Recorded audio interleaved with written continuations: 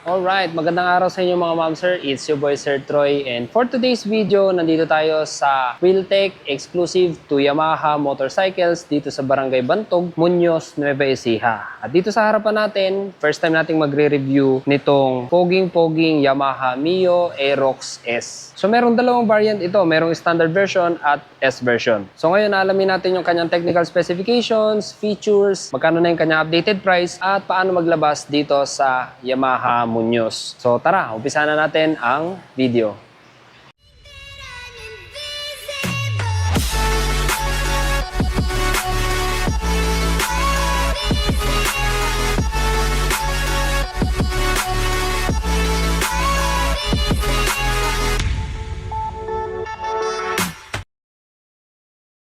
Okay, Yamaha Mio Aerox S. So kung kayo naghahanap ng matipid na motor at the same time napaka-porma, tapos scooter, malamang Mio Aerox na ang may re-recommend ko sa inyo. So ngayon, titignan natin yung kanyang technical specifications, kung ano yung mga bago dito at magkano yung kanyang updated price. Pero bago ang lahat ng yun, i-walk around ko muna kayo sa motor na ito.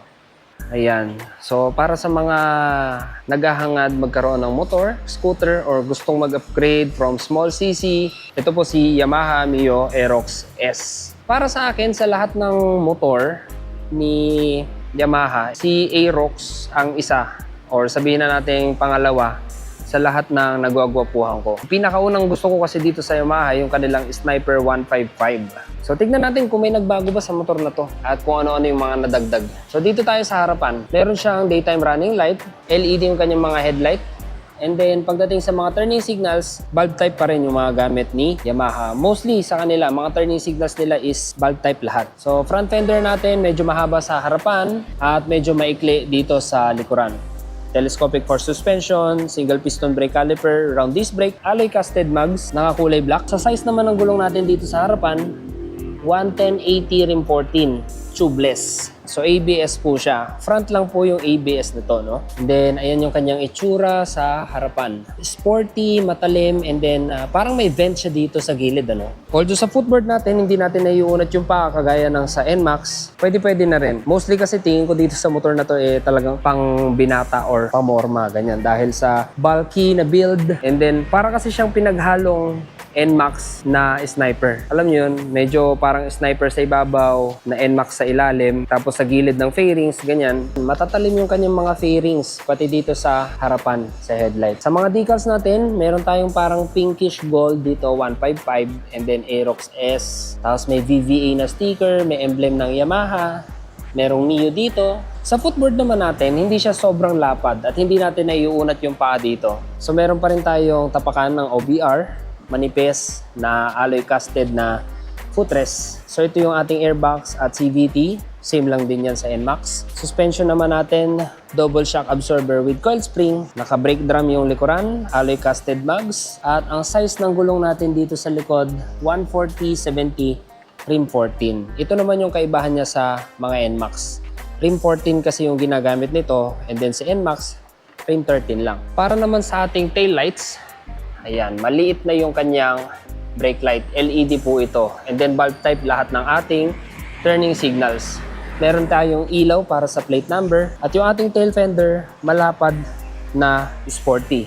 Meron tayong added reflector para sa pag nagra-ride kayo sa gabi. Ayan, added visibility. Sa atin namang exhaust, same lang din sa NMAX. Same lang din yung heat guard, high temp na black. So, swing arm natin, nakakulay black. Tapos ating radiator cover. Iba naman po sa Aerox compared sa NMAX. Liquid cooled po ito, and then ito yung kanyang radiator cover. Meron po tayong nakalagay dito na liquid cooled. So, dito sa ating upuan, wala tayong grab rail dito. Ang tanging hawakan lang dito ni OBR or ni Backride ay itong maliit na butas na to dito. Kasi siya nga ay sporty. And then medyo manipis din yung kanyang seat cushion na isasagad naman siya hanggang dito.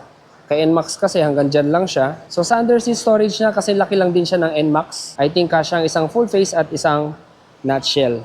Tingin ko mga nasa 15 to 18 liters ito. Sa battery naman niya, medyo mas maliit siya ng konti compare sa NMAX. So dito naman tayo sa kanyang instrumentation at digital panel. So dito yung ating rear brake, merong handbrake, ito. Tapos meron tayong selector button. So hindi po ito passing light, ano. Supposedly sa ibang motor, passing light ang purpose nitong button na to. Pero dito is pang change siya ng trip A, trip B, or voltmeter. So high and low beam, turning signals, horn. Sa atin namang digital panel, full digital meter panel po yan. And then meron tayong mga light indicators dito. So turning signals, yung ating smart key or yung ating sa keyless. Meron tayong high beam, high temperature gauge, check engine, idling stop system, ABS, and then right turning signals. Dito naman, ating front brake. Meron tayong stop and start system, hazard button, electric starter, and then same lang din sa mga hand grips. Medyo makapit pero hindi siya yung malagkit na malagkit talaga. Tapos naka-plastic na bar end slider. So dito naman meron tayong side pocket na may power lighter. So sana i-update na nila itong mga power lighter nila to, no? Gawin na nilang USB charger port at hindi power socket. Yan, may cover naman yung kanyang pocket. And then ito yung ating smart keyless switch. Andito rin yung ating seat and fuel. Okay, so punta naman tayo sa kanyang engine specifications. So basically, same lang din ito sa Yamaha NMAX. Pero babasahin ko na rin sa inyo. Tayo guys, pagka nagre-review tayo, hindi tayo yung tulad ng mga ibang vlogger na nagkakabisa and then i-recite natin yung mga information. Usually kung ano yung makikita talaga natin dito or kung ano yung i-display nila, yun yung babasahin natin. Tapos kung ano yung mga features na hindi nakalagay dito sa kanilang technical specifications, yun naman yung ating idadagdag sa vlog. So ito, Mio Aerox S. So sa kanyang engine specification, siya ay 155cc engine displacement, liquid-cooled 4-stroke single overhead cam, 4 valves, may bore and stroke na 58 by 58.7mm. Compression ratio niya 11.61, same sila ng Sniper. At maximum torque of 13.9 Nm of torque at 6,500 RPM. So electric starter, wet sump, engine oil capacity 1 liter, fuel injected, dry centrifugal clutch. Transmission type niya is CVT, continuous variable transmission or belt-driven. Sa kanya namang framework, siya po ay isang backbone. Naka-telescopic fork suspension ng harapan at 2-wall shock absorber with coil spring sa likuran. Front tire natin 110/80 rim 14 tubeless. Rear tire naman natin 140/70 rim 14 tubeless. So disc brake yung harapan, tapos drum brake sa likuran. TCI na rin yung kanyang ignition system type kaya tahimik na lang ito kapag pinapaandar. LED ang kanyang brake light at headlight, and then sa kanyang mga turning signals, bulb type lahat. So dimensions naman natin, although hindi natin ito masyadong pinapansin pero babasahin na rin natin. So meron siyang haba na 1,980mm, lapad na 700mm at taas na 1,150mm. Seat height na 790mm, wheelbase 1,350mm, minimum ground clearance 145mm at tumitimbang siya ng 124 kilograms. Kasama na po yung oil and fuel. So fuel tank capacity naman niya is 5.5 liters at approximate 45 to 50 kilometers per liter. So dagdag sa kanyang features, dahil siya ay S version, so ito ay naka-ABS na harapan, naka-idling stop system, and then keyless na siya. Sa standard version natin, wala siyang idling stop, non-ABS, and then mechanical key pa rin yung gamit. And then syempre meron din silang mga pagkakaiba sa kulay. Isa sa mga kulay na gusto ko dito is yung white. Kasi hindi lang siya basta matte white or parang off-white. Para siyang pearl. And then ito yung pangalawa sa mga gusto kong kulay, yung matte black. Kasi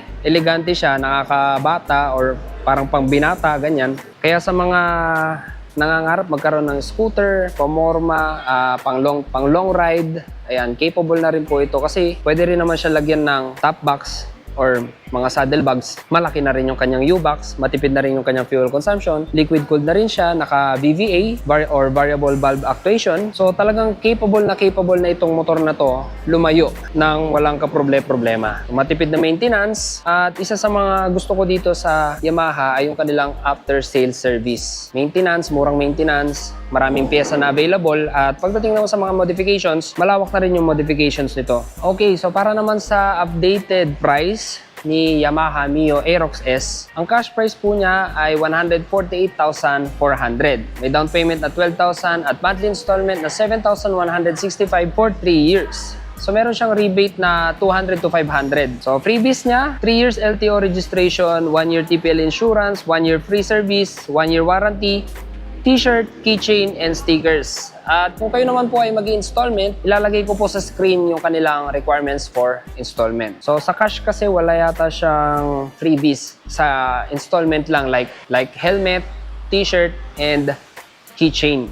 Okay, so ganito naman po nakaupo ang isang 5'7" sa Yamaha Mio Aerox S.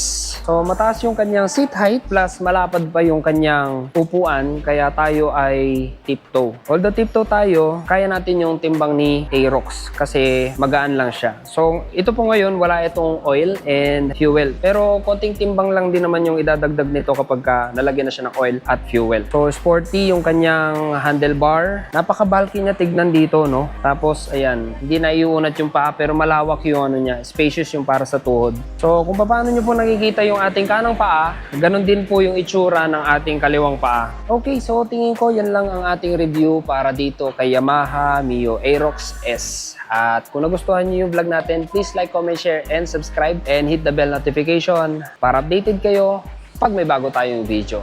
So kung meron kayong mga katanungan about sa motor na ito, comment nyo lang dyan sa comment section sa ibaba at sasagutin natin yan kaagad-agad. Okay, so ride safe and see you on my next one.